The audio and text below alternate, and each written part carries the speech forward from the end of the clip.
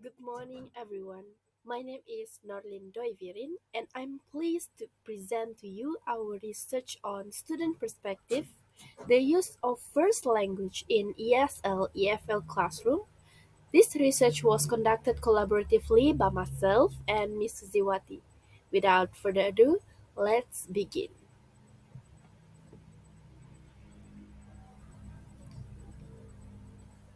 The use of the first language in ESL/EFL classroom has been a topic of interest and discussion among educators and researchers. In order for people to feel connected to their cultures and homes, they try hard to stay connected with their mother tongues. We need to explore students' opinion and habits regarding their use of first language when they are in an English classroom, a place where English is supposed to be spoken.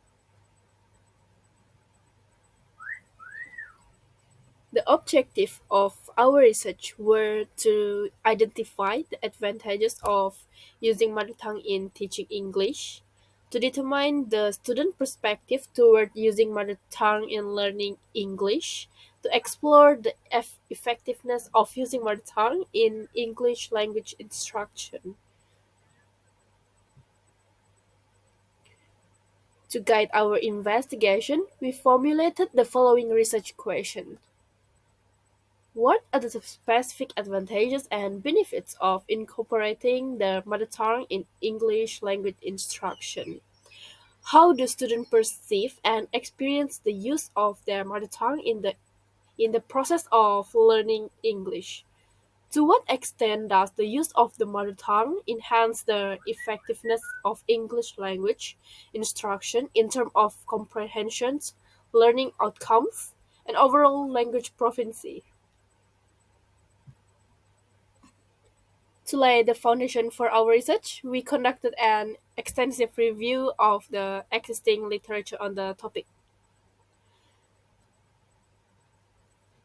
First language can be utilized as a facilitation tool for clarifying challenging grammar and vocabulary concepts, managing classrooms, delivering direction, determining whether or not students have understood them, and creating a friendly teaching environment. Moreover, exploring some of the debates surrounding the usage of a student first language, this study proposes translation activities as a useful tool for students. The literature review provided valuable insight into the current state of knowledge in this field. Now, let's delve into the methodology we employ to address this research question. The collection and analysis of the data gathered using the survey took several steps. The first step was to select the study participants. The next step was to prepare the materials that will help answer the study question and fulfill the purpose of the study. The last step was to plan the steps to analyze the collected data from the participant using the survey. As the studies look at the perspective of English learners, the participants in the study were strictly English learners either in the present time or in the past. There were 30 participants in the survey. For this study, the researchers chose from Form 6 students in one secondary school in Kuala Penyu, Sabah. Materials used for study usually depends on on the question of each study. Researchers try to develop survey that helps them reach conclusion. The type of question also need to be appropriate for the desired participants, taking into consideration the participants' age, genders, available time to collect result, and other factors. Researchers try to build surveys that best serve their purposes. All surveys to need a title to give the participant an idea of the topic that will be discussed in the survey. They also require a short description of the purpose of the survey and what kind of result will be concluded based on that survey. The current study contained two sets of materials in two phases.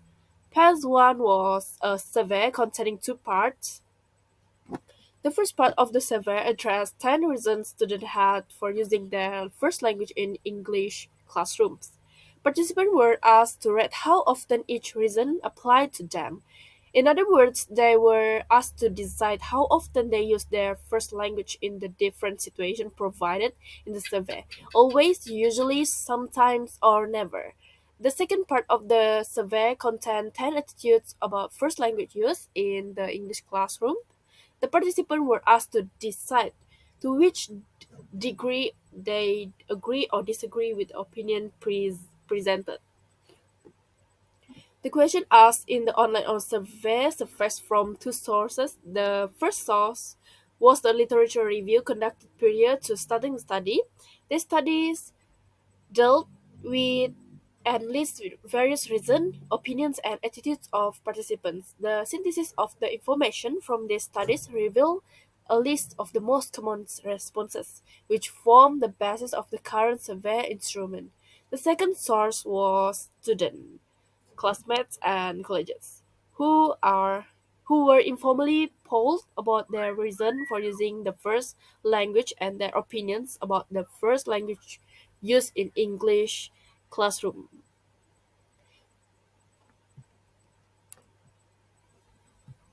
The data analysis in this study involved analyzing the responses of for the survey participants. The first part of the survey asked participants to rate the frequency of different reasons for using their first language in the English classroom. The second part of the survey asked participants to rate their agreement or disagreement with different attitudes about first language use in the English classroom. The findings of the study revealed that students have various reasons for using their first language in the English classroom. This reason included seeking clarification, expressing emotion, and maintaining cultural identity. Maintaining cultural identity. The frequency of first language use varied among participants, with some using it always, some using it usually, and others using it sometime or never. In terms of attitude toward first language use in the English classroom, the findings show that participants have mixed opinions. Some agree that using the first language can be helpful for understanding difficult concepts, while others disagree and believe that English immersion is more effective for language learning. No research is without its limitation, and it is crucial to acknowledge them. First, there were a small number of participants, and the data set was limited to only one respective school. There were only 30 participants in the survey. Having a larger number of participants collected from various states in Malaysia will have made it safer to make generalization and might have changed the result of the current study. Being able to form cha- large group of like individuals will have allowed for a much more comparative quantitative study. Having a larger number of participants in the survey will have help help make more reliable generalization regarding first language use in English classroom. Finally, given that there were factors identified that interrelated in some way, future studies will need to run statistical analysis to test whether this interrelationship signified true patterns or whether the findings of the current study were simply random. In conclusion, the result of the current study, despite the problem of general general ability, have a number of implications in various fields. Teacher may be able to use the result to help reduce the amount of the first language used in English classroom.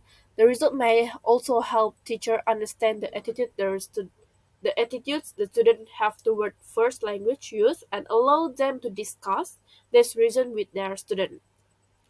Students may also come to a better understanding of why they tend to use their first language in English classes. This knowledge could help them make better decision regarding whether or not to use their first language. In addition, educators offer a clear picture of the reason and attitude of students regarding the first language used in English classroom in EFL setting. Realizing this reason and attitudes may help teachers modify their teaching methods and technique to help their students improve their English learning process and reduce the amount of first language use. Thank you for your attention and for joining me today in exploring the use of first language in ESL EFL classroom from student perspective. I hope that this research sparked further discussion and inform future instructional practices. I will be delighted to add to any question you may have. Thank you once again and have a wonderful day.